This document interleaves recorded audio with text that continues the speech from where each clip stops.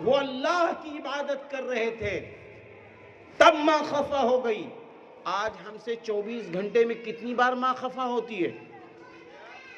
हाँ, कितनी बार माँ खफा होती है, कितने बार बाप खफा होते, कभी हमने परवाह की?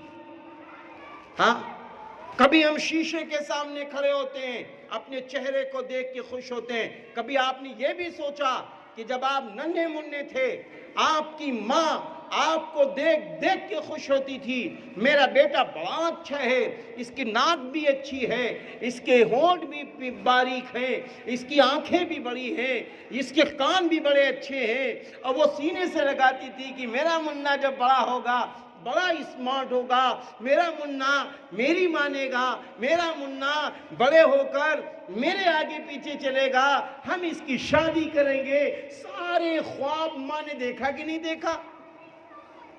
आज सारे ख्वाबों पर पानी कौन फेर रहा है? आज हम फेर रहे हैं। बड़े दुख के साथ कहना पड़ता है, अब तो एक अजब वबा चल गई है।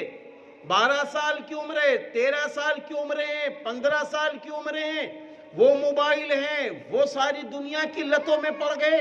अरे दुनिया की लतों में पड़कर क्या करोगे?